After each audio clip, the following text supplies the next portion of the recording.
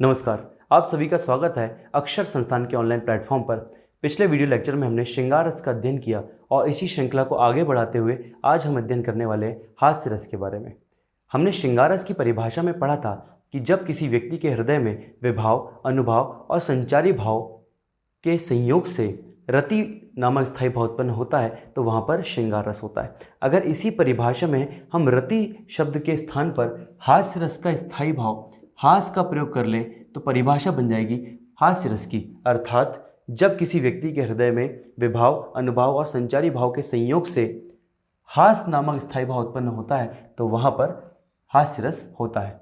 ये परिभाषा तो ऐसी परिभाषा जिसको हम प्रत्येक रस में केवल स्थायी भाव का नाम बदलकर प्रयुक्त कर सकते हैं। इसके अलावा अगर हम हास्य रस की एक और परिभाषा देखें तो परिभाषा होती है कि किसी व्यक्ति की विकृत वाणी, विकृत वेशभूषा, आकृति, चेष्टा आदि को देखकर या सुनकर जब हंसी उत्पन्न होती है तो वहाँ हास्य रस होता है।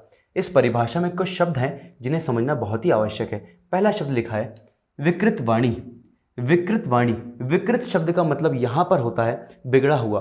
तो बिगड़ी हुई वाणी अर्थात कोई व्यक्ति सामान्य वाणी का प्रयोग ना कर कर अगर ऐसी कोई वाणी का प्रयोग करता है जिससे हमें हंसी आए, या फिर ऐसे व्यक्ति है कोई जिसकी वाणी बिल्कुल बिगड़ी हुई है, एकदम अलग वाणी है, तो उससे सुनकर ही हमारे मन में हंसी का भाव जागृत होता है। जैसे कि आपने मिमिक्री आर्टिस्ट को देखा होगा, मिमिक्री आर्टिस्ट अपनी आवाज़ को बिगाड़कर हमें हंसाने का प्रयास करते हैं, तो वहाँ पर कौन सा रस हो जाता है? हास्य रस वहाँ पर भी होता है। विकृत वेशभूषा लिखा है। विकृत मतलब यहाँ पर भी बिगड़ा हुआ, वेशभूषा मतलब कि हम जो कपड़े या हम जो परिधान को धारण करते हैं। तो विकृत का मतलब बिगड़ा हुआ, वेशभूषा का मतलब कपड़े। अगर किसी व्यक्ति के बिगड़े हुए कपड़े हम देख लें, जैसे कि सर्कस का जोकर जैसे ही सर्कस में प्रवेश करता है तो उसे उसके बिना कुछ बोले ही हम उसको देखकर ही हंसने लगते हैं। उसका कारण है उसकी विकृत वेशभूषा। लिखा है आकृति। आकृति मतलब अगर ऐसा कोई व्यक्ति है जिसकी आकृति बहुत ज़्यादा बड़ी है, या ऐसा समझें कि उसका वज़न 100 किलोग्राम है, वो जैसे ही किसी बस में चढ़ता है पूरी बस हिला देता है उसके केवल एक पैर रखने से, तो ऐसे व्यक्ति को देखकर हंसी का भाव जागृत होना बिल्कुल सामान्य बात है। और आखिरी लिखा है चेष्टा। चेष्टा का मतलब कि कोई व्यक्ति अगर प्रयास करे कि हमें हंसाना ही है तो शायद वो अपने प्रयास में सफल हो जाता है। यहाँ पर परिभाषा ऐसी बनती है किसी व्यक्ति की विकृत वाणी अर्थात बिगड़ी हुई वाणी, विकृत वेशभूषा अर्थात बिगड़ी हुई वेशभूषा या उसके बिगड़े हुए कपड़े, आकृति और चेष्टा आदि को देखकर या सुनकर जब हमारे मन में हंसी उत्पन्न होती है तो वहाँ पर कौन सा रस होता है? हास्य रस होता है। फिर हम देखते हैं इसके कुछ अनुभव। अनुभव क्या है? तो जब हम किसी ऐसे व्यक्ति को देखते हैं जिनको देखकर हमारे मन में हंसी का भाव जागृत होता है तो हमारे शरीर की क्रियाएं होती हैं, हमारे शारीरिक क्या चेष्टाएं होती हैं, उन्हें अनुभव के नाम से जाना जाता है। अगर हम किसी ऐसे व्यक्ति को देखें जिसकी वाणी थोड़ी सी विकृत है और वो विकृत वेशभूषा धारण करके आया है तो हंसना स्वाभाविक एक क्रिया होगी कि हम उसको देखकर हंसेंगे। हंसना की ही प्रारंभिक स्थिति अगर कोई होती है तो वह मुस्कुराना।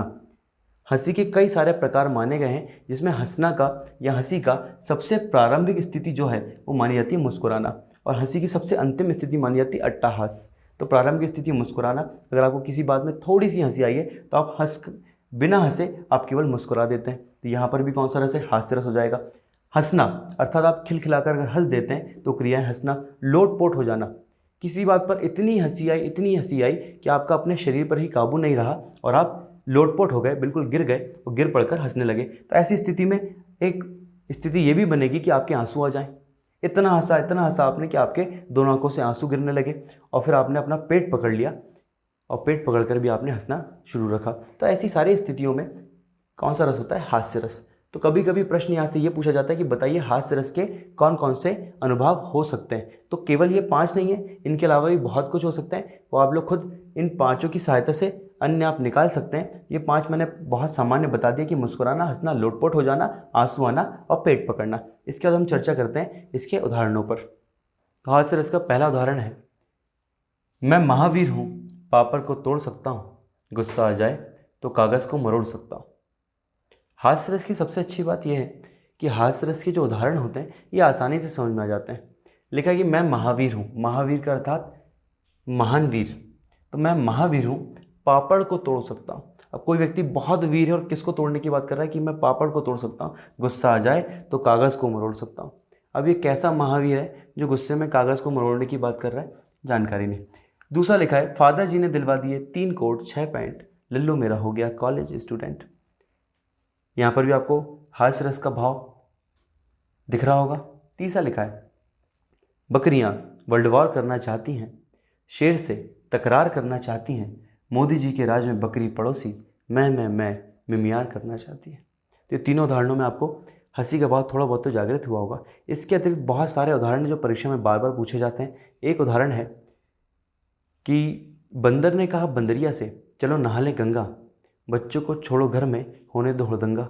या इसके अलावा एक उदाहरण और बहुत प्रचलित है, उदाहरण है, जब धूमधाम से जाती है बारात किसी की सज धज कर, मन करता धक्का दूं दूल्हे को, जा बैठूं घोड़े पर, सपने में मुझको मेरी शादी होती दिखती है, वरमाला ले दुल्हन बढ़ती, बस नींद तभी खुल जाती है। तो इस प्रकार से इन उदाहरणों की सहायता से हम समझ सकते हैं कि सारे उदाहरण किस रस के, हास्य रस के, और ये रस आसान रसों में से माना जाता है। इसके उदाहरणों को पहचानने में उतनी समस्याएं नहीं होती। तो हास्य रस की कक्षा में इतना था। मैंने आपको परिभाषा, अनुभाव और इसके कुछ उदाहरण बता दिए। आशा है कि आपको ये सारी चीज़ें समझ में आई होंगी। धन्यवाद।